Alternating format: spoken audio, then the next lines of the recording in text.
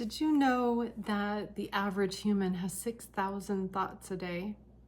And did you also know 95% of those thoughts are unconscious?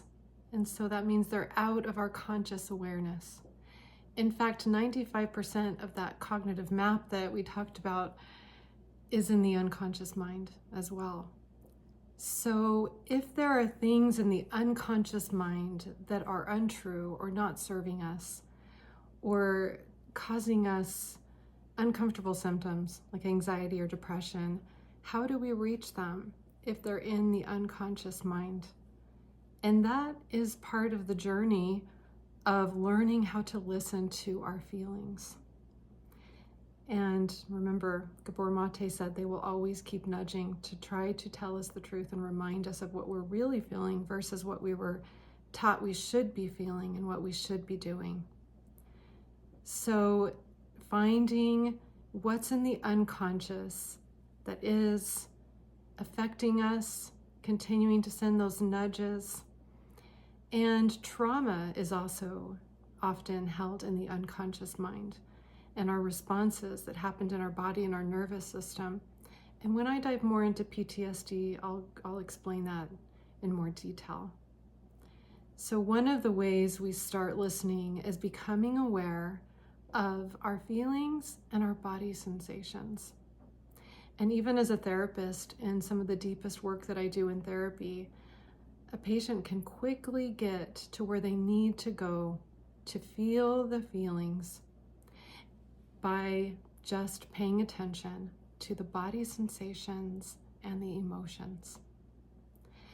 So noticing what's happening in your body, and notice what's happening with your feelings in situations where maybe normally you're not paying attention to those things, but they will be there. So in listening to those, it will bring us into maybe deeper experiences of feeling the feelings, such as grief that needs to be felt, or informing us of what we really want or what we really feel, or something that's really bothering us. So one way to do this is to notice in the body those sensations and feelings in certain situations that come up. And one exercise that I really like to do is teaching people yes or no in the body.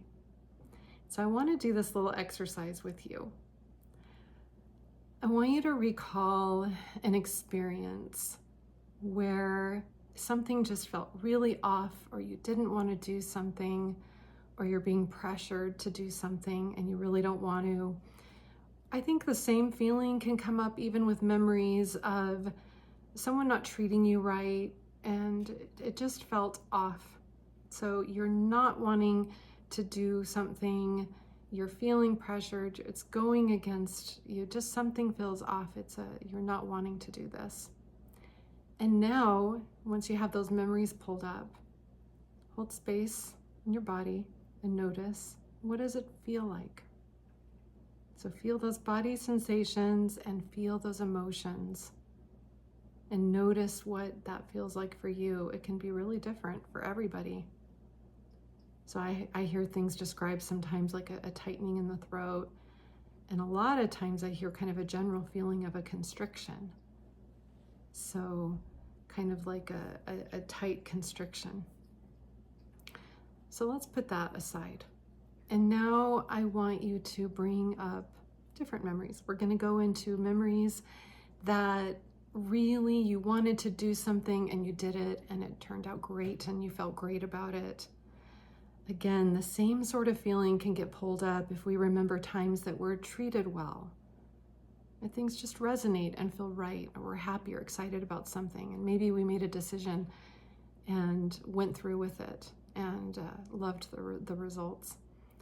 So again, something that feels good and happy, being treated well, or something you really want to do. And again, just slow down for a moment and look inside and notice your body and the emotions. And as you're holding that memory I often hear people describe this one as more a calm, warm feeling, or like a relaxing, kind of an opening. A no often feels like constriction, and a yes often feels like an opening, and a little bit of excitement maybe. That doesn't feel like anxiety, it feels a little different, it feels happy.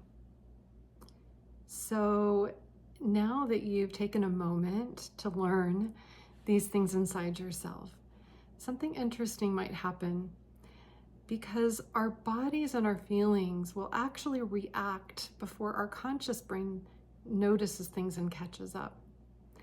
So you may walk into a situation that's uncomfortable for you, but the mind is going and believing everything should be fine, and not even considering that you're uncomfortable. But if you pause and just pay attention to your feelings and circumstances where you're interested and curious about if you're having a reaction, and it's going to teach you some things about yourself. It doesn't necessarily mean a situation's bad or wrong, or it's an absolute no, or it's an absolute yes. It's just some information to start considering. And you taking these moments to slow down and pay attention is building some neural pathways in your brain and exercising them around mindfulness. So we're going to be building that new relationship with yourself. So in the near future, we will have a video that dives into mindfulness, and I'm going to teach you mindfulness of breath meditation. So consider this if it's interesting to you, and begin noticing in a situation, check in with your body. Is it doing those exact things that you noticed that might feel like a constriction? That's how I hear most people describe. And maybe it was something real specific for you. Like I've heard very specific things in the throat or the mouth or the heart racing. And, or if it feels like a yes. And just, we're gonna take these things with curiosity that you're learning about yourself. So thank you so much for being with me today in these moments and discovering this new thing.